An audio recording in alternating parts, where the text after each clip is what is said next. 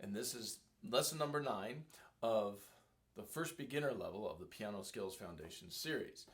So at this point you've finished lessons 1 through 8. You're ready to move on to lesson number 9, and I hope you enjoy it. Keep on practicing. Okay, so the first thing on your list this week are the notes on the staff. The thing that has changed is that we're going to start mixing clefs now. So I just wanted to go through just one of those pages. Obviously, I think you understand how to do these, but just to show you what you're going to be doing this week, you're going to be doing like an anchor group in treble clef combined with an anchor group in bass clef, and you just play through them and say them. So like we'll do the first measure here is the top line F, space below it E, space above it G, next line down D, and then the left hand will be playing G, which is the anchor note, the space above that A, space below it F, next line up B, and then I start to mix them a little bit. F, E, G, A, F, G, G, F, and then the next part, F, D, G, B, F, G, E, A. Okay, you get the idea? You really just go through saying and playing, alternating hands, right hand and left hand. Obviously, you won't have a sheet of paper in your way. You're going to be reading your paper. I understand you can't really see the notes on the screen when I do this. I'm just trying to demonstrate, going through it. At this point, it's not really necessary for me to explain it anymore. So go ahead and work your way through the mixed clefs sheets. And I'm hoping you're getting to know your notes that way. Good luck with that. So for your exercises this week, you're going to be doing a fourths etude. It's the same exercise as the thirds etude, but with fourths. So instead of going from here to here, you're going to be going from here to here. So we're going to put your right hand number 1 and number 4, and your left hand number 4, number 1. Use the same 2 fingers on each hand. You'll notice that there's 2 different fingerings listed here, the 1 and 4 and the 2 and 5. So I'll show you the 1 and 4 for the whole exercise. We'll put the metronome at 120. You don't have to go that fast at first. By the end of the week, hopefully you will be there. You're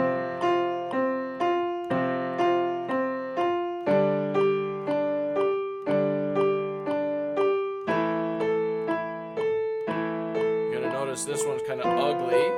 This is called a tritone.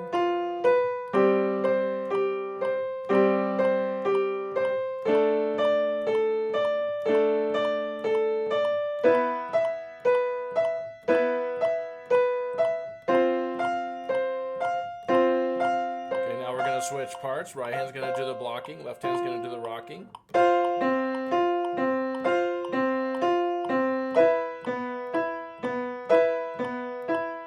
Notice how I'm keeping my thumb nice and tall. Feel like my arms are just dropping in.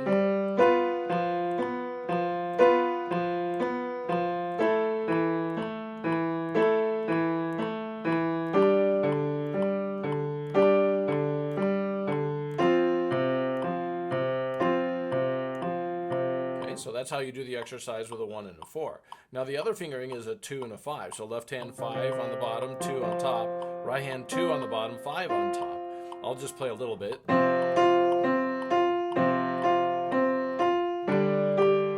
Alright, so you get the idea. Then you do the whole exercise that way. You could either alternate, one day do 1 and 4, and the next day do 2 and 5, or you can go through both fingerings in one sitting. It doesn't matter. Next on your list, of course, are the arpeggios. C, G.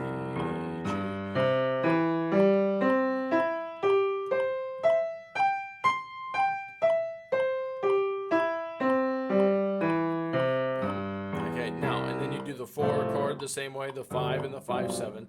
At this point, I don't think I need to put these on the video anymore. Hopefully you're getting good at them, you know how to play them. Just keep on playing them smooth, and then try to keep your hands up in a good position when you do it. Now I'm going to go on to the cadence. The cadence now with the right hand first, then the left hand, and then both. I'm just going to do both to save some time on the video. 2 times on each chord. 1, 2, 3, 4. 1, 2, 3, 4. 1, 2, 3, 4. 1, 2,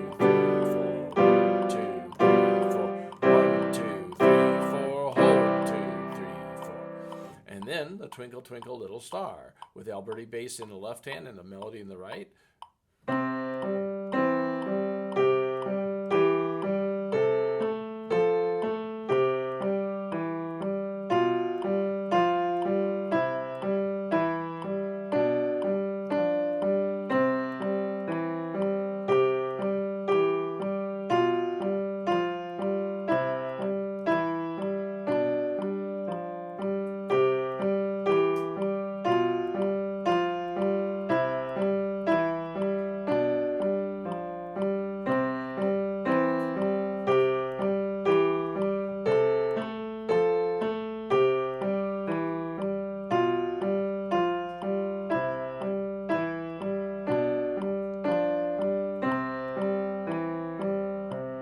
So now at this point, I want you to see with Twinkle Twinkle, the most common things that people do that make it sound not quite as good is they tend to lift their left hand in between whenever their right hand is lifting. So when you play your twinkle, you have to lift your finger in order to play the note again.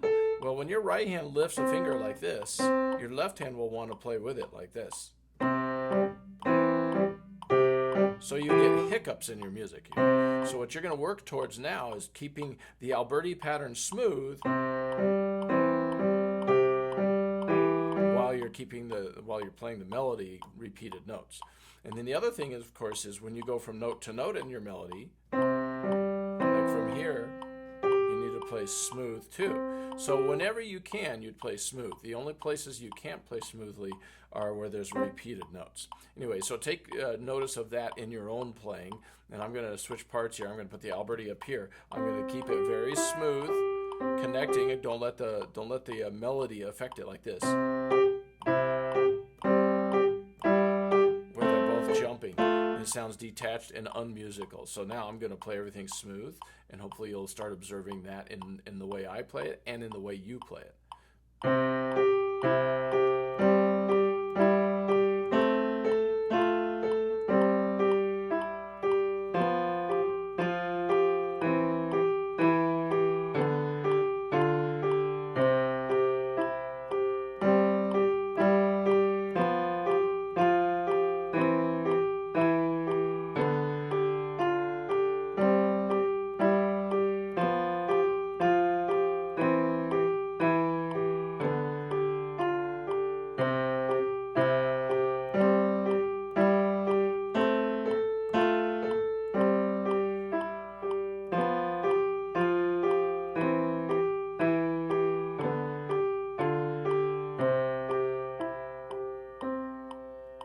And that is your exercises, including Twinkle. Good luck with that. Now for your tune, when the Saints Go Marching In, at this point you're going to start trying to work it up to 120. You'll play through it with the right hand. You'll play it through with the left hand. And then you'll do both hands. And I'll just go ahead and play the whole song here. Oh, when the saints go marching in. Oh, when the saints go marching in. Oh, Lord, I want to be in that number. When the saints go marching in. And then you go through that same process in the key of F. You do the right hand, and then the left hand, and then both hands.